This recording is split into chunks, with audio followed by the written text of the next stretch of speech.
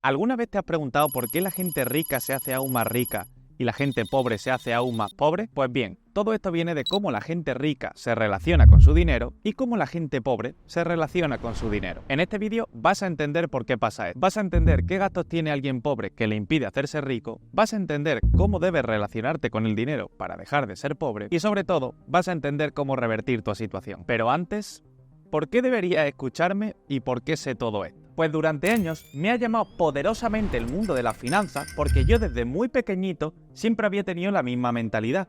Yo quería poder gastarme dinero en lo que me diese la gana sin que eso me afectase negativamente. ¿No te ha pasado alguna vez que has dicho, me quiero comprar un móvil nuevo, pero es que si me gasto el dinero en un móvil, voy a quedar pelado? Pues este precisamente ha sido de toda la vida uno de mis mayores miedos. Tener que hacer frente a un gasto que suponga una parte muy importante de mi ahorro. Y para que eso no me pasara, pues desde muy joven ya entendí que tenía que conocer perfectamente cómo funciona el dinero, cómo funciona el sistema financiero y cómo funcionan los mercados para que esto precisamente no me pasara. Así que me he pasado durante los últimos 7 u 8 años de mi vida escuchando a cientos y cientos de expertos que ya habían pasado precisamente por este tema y que explican cómo ellos lo han conseguido, cómo han salido de ese sistema, cómo han podido generar mucho más dinero para no tener este problema de no poder hacer frente a un gasto, es decir, lo que conocemos como los ricos. Y lo curioso es que todos ellos te cuentan cómo lo han conseguido, te dan consejos que son fácilmente aplicables, que todo el mundo puede hacer, pero que muy poca gente les hace caso. La realidad es que la gente rica puede gastar en todo cuanto quiera, viajes, coches, lujos, porque ellos son dueños de sus propios negocios. Es decir, que si ellos controlan cuánto pueden vender, también pueden decidir su salario y además saben gestionarlo para no tener nunca estos problemas. Pero antes de llegar a ese punto, ¿qué es lo que hace que un pobre sea cada vez más pobre? Señores, es el momento de hacer una panorámica por todos los gastos que tiene la gente pobre, en qué te estás gastando el dinero y sobre todo, en qué deberías invertirlo en su defecto.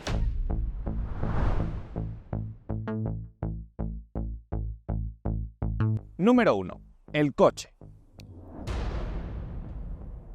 Muchas veces hablamos de salud financiera o de educación financiera, pero esto no me parece un tema tanto de salud ni de educación, sino más bien de responsabilidad financiera. Seguro que has pensado en comprarte un coche, pero ¿crees que es la mejor opción ganando 1.500 euros de sueldo? ¿Cuánto tienes ahorrado? Un coche, el más tonto, vale 16, 20.000 euros, dependiendo de lo que te quieras flipar. Un coche nuevo pierde en promedio de 10 a 25% su valor cada año. Pero bueno, la gente de a pie, estos son cosas que tampoco tiene tanto en cuenta. Simplemente quieren un vehículo que les mueva. No le importa mucho el valor que pueda perder o no cada año. Aunque no debería importarte, pero bueno, a la gente por lo general le da igual. Pero vale, no vamos a pensar en cuánto valor pierde, vamos a pensar en cuánto gasto nos produce. El seguro, el mantenimiento, la gasolina e incluso la cuota, porque seguramente no lo hayas pagado al contado, sino que te hayas pedido un préstamo. Hablaremos ahora más adelante de las deudas, pero vamos, que aquí ya te habría ido de Guatemala a Guatepeor. Vale, entonces, recapitulando.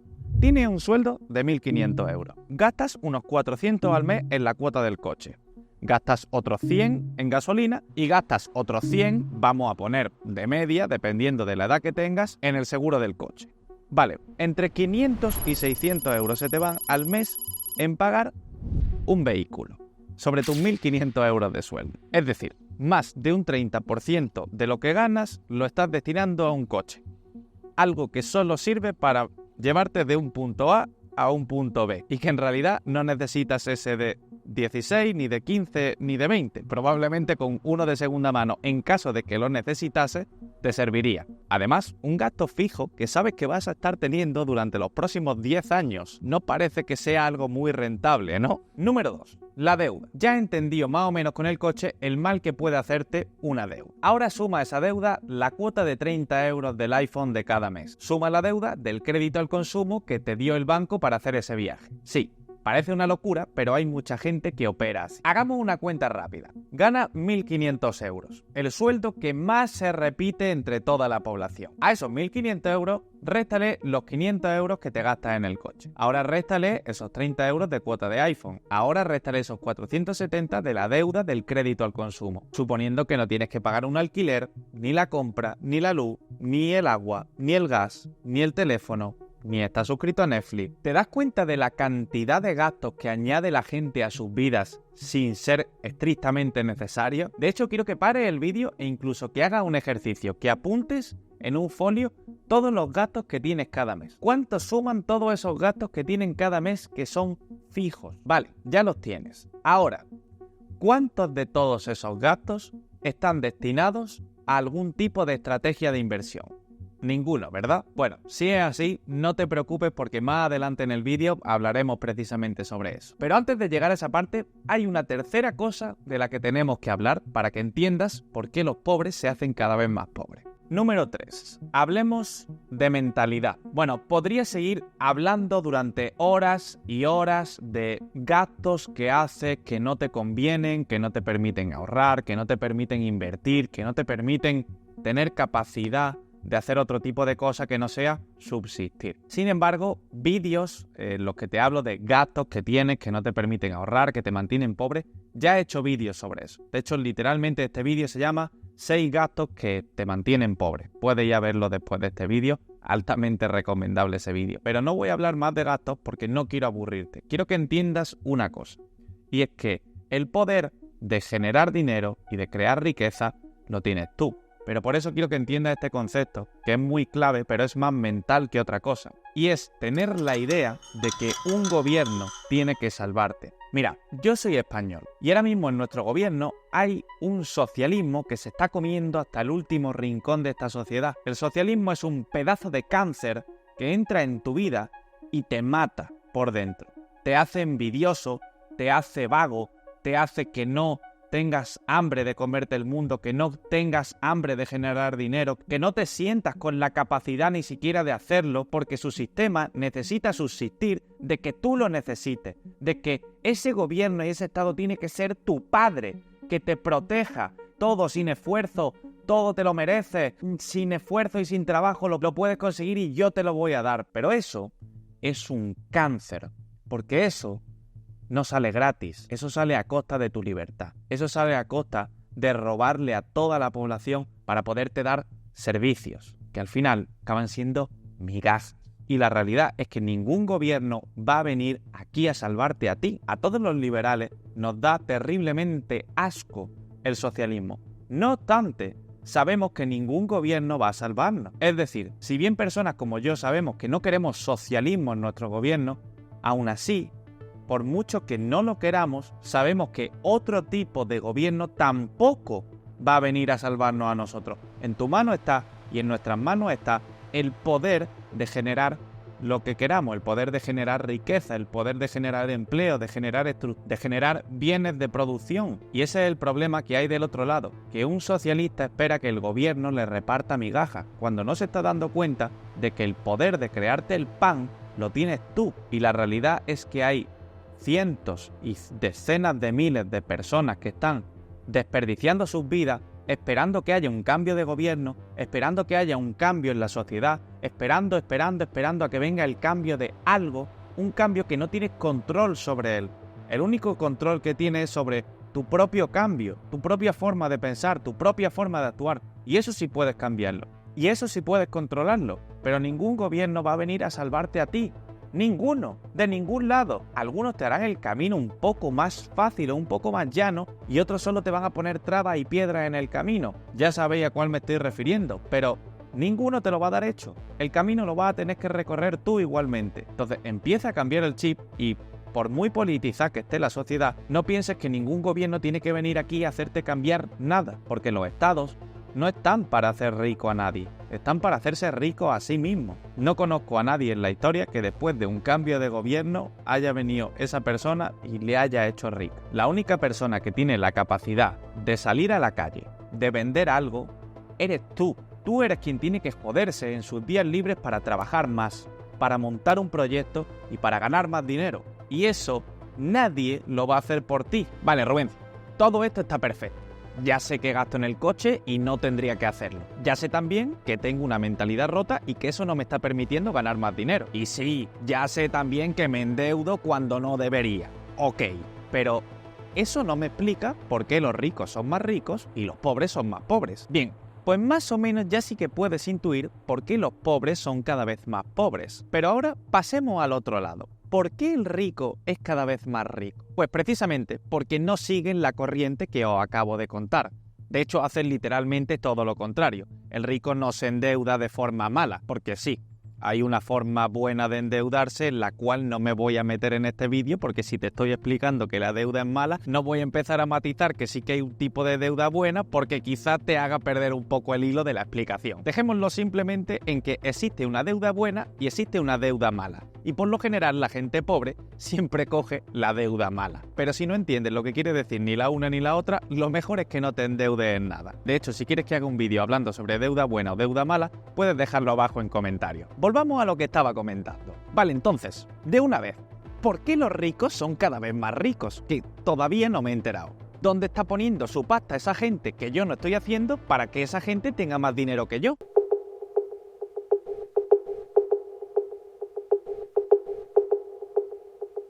Pues el tweet de este chico que sigo en X lo resumió bastante bien, y os lo voy a leer. Cuando vas haciendo y acumulando dinero, te das cuenta de lo difícil que es mantenerlo, ya no solo por las malas inversiones, sino por tentaciones, gastos que vas teniendo. Pierdes la percepción del dinero y lo que antes te parecía caro, ahora ya no tanto. Cuando llegué a mis primeros 50.000 euros, pensé en comprarme un coche de 30.000 euros. Siempre había querido un GTI o un Mercedes como un coche de chaval, y parecía una buena idea comprar uno de segunda mano, ya que no perdía tanto su valor y podría renovarlo cada año gastando solo el mantenimiento y gasolina. Los inversores tendemos a mirar todo así, y esta es la parte más clave. Pero esto me acercaba o me alejaba más de mi objetivo. Claramente me alejaba más. Alguno pensará que todavía me sobrarían 20.000 euros, pero el poder de esos 50.000 euros invertidos con interés compuesto pueden hacer maravilla, y realmente no necesitaba un GTI. Fuera ese pensamiento de la cabeza y a seguir centrado en mi objetivo, que para algo se marca. Un sueño más un plan es igual a un objetivo. A día de hoy he cumplido mi objetivo anual de 150.000 euros y por el camino hay más tentaciones en cada esquina. Pisos, relojes, coches, ropa cara, pero sube un 1% mi cartera y gano 1.500 euros. Que es casi igual a mi sueldo neto por trabajar más de 40 horas semanales. En lo que va de mes he tenido un incremento de unos 10.000 euros en mi patrimonio. En 3 meses unos 25.000 euros, sin pestañear, y cuando sean 500.000 empiezas a hacer números y te surgen dudas. ¿Cuándo será suficiente? ¿Cuándo aflojar el pedal? No sé la respuesta, pero sé que solo acabo de empezar. Job not finished. Este tuit resume perfectamente lo que es la mentalidad del pobre y la mentalidad del rico. La mentalidad de, como te estaba explicando el chaval, cuando tienes 50.000 euros, ya estás pensando en qué me lo puedo gastar. Pero, ¿y si le damos la vuelta a la tortilla? ¿Y si no me lo gasto? ¿Y si, aunque tenga el dinero, no me lo gasto y continúo invirtiendo? ¿Qué puedo conseguir con esos 50.000 euros? Muchas veces nos pensamos que por tener el dinero, por tener esos 50.000 euros, bueno, tengo 50.000, ¿podría gastarme 30.000 en un coche? ¿Por qué no? Claro que sí. Me seguirían quedando 20.000. Me seguirían quedando 20.000. ¿Te aleja o te acerca a tu objetivo? Claramente te aleja. El poder de 20.000 euros invertidos con interés compuesto es mucho menor que el poder de 50.000 euros invertidos con interés compuesto. ¿Entiendes ahora por qué se habla siempre de la mentalidad a largo plazo? ¿Por qué mirar en el corto plazo te haría comprar ese coche? Y quien dice ese coche dice cualquier otro tipo de tontería de objeto de bien material que no sirve para absolutamente nada. Y como dice, ahora mismo este chaval acaba de llegar a 150.000 euros invertidos, que tan solo se mueve el mercado un 1% y ha aumentado su cartera de 150.000 a 156.500, 1.500 euros más. Eso lo mueve el mercado pestañeando. En cuestión de minutos tienes la misma cantidad de dinero que por tus 40 horas semanales de trabajo. Este chaval ahora tiene 150.000 y la mayoría de personas estarían pensando en comprarse una casa. Pero comprarte una casa te dejaría nuevamente en cero. Pasarías de tener 150.000 euros a tu disposición en una cartera a 0 euros. Y la mayoría de personas podría decirme, vale, me quedo en cero, pero tengo una casa. Efectivamente, tienes una casa que te está generando un gasto o que te está generando un beneficio. ¿Te acerca o te aleja? ¿Qué pasaría si esos 150.000 euros los mantienes en la cartera y no te descapitalizas y no te compras esa casa? ¿Qué crees que pasaría? Que efectivamente en el medio plazo tendrías mucho más dinero y con ese mucho más dinero ya sí que podrías comprarte una casa. Y no solo tendrías una casa, sino que tendrías una casa más una cartera de inversión muy grande que te permitiría pagar la casa sin que tengas que mover ni un dedo. ¿Qué prefieres? Cuando llegues a 150.000, descapitalizarte, quedarte en cero y tener una casa que luego tienes que cubrir sus gastos, o mantenerlo un tiempo más, tener una casa y tener una cartera que te pague la casa sin que tengas que mover ni un dedo. Vale, Rubencio, ya entendí el concepto. No tengo que descapitalizarme antes de tiempo y solo porque tenga el dinero no quiere decir que pueda permitírmelo. Vale, pero 1%, interés compuesto. ¿De qué me estás hablando? Ok, vamos a darle una vuelta de hoja más para que entiendas perfectamente qué quiere decir esto del interés compuesto. Pero créeme, el interés compuesto es lo que ha hecho rico al 100% de personas en este planeta. Y no un cambio de gobierno. Lo del 1% lo puedes entender fácilmente. Sabes que el mercado tiene gráfica. Si tú compras una acción de Tesla, pues vas a ver que hay una gráfica que sube y que baja. Si compras participaciones de la bolsa americana, lo mismo. Si compras participaciones de la bolsa del mundo, lo mismo. Hay una gráfica que sube y que baja. Y si sube un 1%, eso quiere decir que tu cartera vale un 1% más. Al igual que si cae un 1%. Tu cartera vale un 1% menos. Por tanto, este es el movimiento común del mercado. Y lo del 1%, pues entra por ahí. Más o menos eso lo puedes entender. Pero, ¿qué es esto del interés compuesto? Vamos a la pizarra que lo vas a entender más fácilmente. Esto es el interés compuesto. Una gráfica que crece así. Y cuando inviertes no crece así como mucha gente se piensa. Vale, pero ¿esto por qué pasa? Se dice que el mercado da una rentabilidad anual de un 10%. Ese es el estándar. ¿Y en qué se basa? En la bolsa de los Estados Unidos. ¿Por qué? Pues porque de media ha dado un 10% anual. Mira esta gráfica. Es la bolsa del SP500, es la bolsa estadounidense. Esto es todo lo que ha subido a lo largo de su historia. Y eso ha dado un 10% de media anual. Y esto es el interés compuesto. ¿Por qué se llama compuesto? Pues porque los intereses, lo que tú ganas, lo que tú ahorras, lo que tú inviertes, no se suma, sino que se acumula. Y poco a poco el multiplicador es mucho mayor, por si todavía no lo has entendido. Supongamos que tienes 1.000 euros y te ha dado ese 10% de rentabilidad. Por tanto, ahora tendrías 100 euros más. Y el siguiente 10% lo ganarías sobre 1.100. No sobre 1.000, sino sobre 1.100 de los 100 que acumulaste el año anterior. Por tanto, el siguiente año tendrías 110 euros más. Estos 110 euros se suman a estos 1.100. Por tanto, ahora tendrías 1.210 euros. Y el 10% que te daría la rentabilidad del mercado iría nuevamente no sobre 1.000, sino sobre 1.210. Por tanto, estaría ganando una rentabilidad de 210 euros. Y esto, año tras año, se va acumulando hasta el día en el que tienes una pelota tan grande que es imparable. Cuando tienes 1.210, solo ganas 210 euros en un año. Pero cuando tienes medio millón, y cuando consigues acumular 1 millón, y cuando consigues acumular 2 millones, esa pelota, ¿cómo de grande se hace cada año que tu dinero sigue invertido? Por eso, el interés compuesto es una pelota, como ese efecto bola de nieve, que cada vez se va haciendo más y más y más grande hasta que llega un momento que es literalmente incontrolable. Por eso, la mentalidad a largo plazo, por eso siempre el ahorro, la inversión y cualquier cosa que hagas con tus finanzas tiene que ser vista a largo plazo, porque en un periodo muy corto de tiempo no te daría tiempo apenas en sacar rentabilidad. Pero ¿qué pasaría si lo mantienes durante la cantidad suficiente de años? Por ejemplo, el famoso Warren Buffett lleva invirtiendo desde que tenía 14 años. A día de hoy, este tío tiene 94 años y un patrimonio de 146.000 millones de dólares.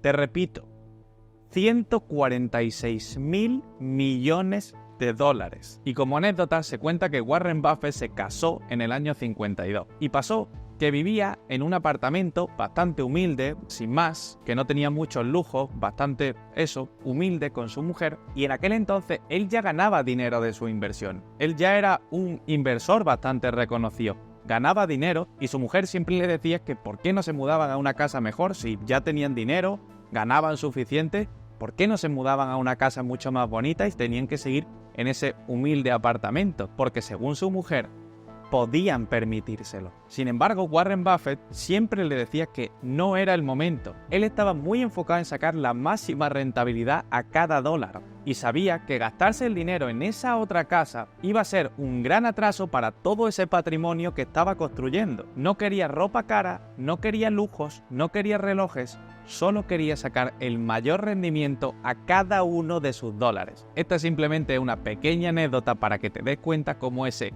puedo permitírmelo puede joderte precisamente todo esto que te acabo de explicar del interés compuesto. 6 años más tarde de esta anécdota que te acabo de contar, Warren Buffett se compró esa casa, mucho más grande, mucho más bonita, con más lujo. Potencialmente, este tipo se podría haber comprado esa casa mucho antes, porque tenía el dinero y según su mujer, podían permitírselo. Pero eso, lo único que iba a conseguir era joder todo ese patrimonio que estaba construyendo gracias a lo que te acabo de explicar del interés compuesto. Y por eso los ricos son cada vez más ricos. Y esto es lo más importante. Quiero que entiendas una cosa, porque este concepto va a cambiar tu vida para siempre. Las personas más ricas del mundo son el 75% emprendedores, el 15% inversores, el siguiente 7% son gente que ha heredado grandes fortunas y el siguiente 3% son superestrellas, actores, futbolistas y un 0% empleados que han actuado con mentalidad de pobre. En tu mano está empezar a emprender o empezar a ahorrar e invertir con cabeza. Si no, acabarás siendo uno de esos que está todo el día quejándose por Twitter, pintándose el pelo de azul y que los ricos pues tienen que pagar más impuestos porque yo he querido ser un inepto y un irresponsable con las finanzas durante toda mi vida y tengo menos dinero que ellos y me da envidia. Si estás decidido a que tu cambio empiece hoy, en este vídeo que estás viendo aquí te hablo de 5 inversiones que puedes empezar sin riesgo. Suscríbete y nos vemos en el próximo vídeo. Chao, chao, chao, chao, chao.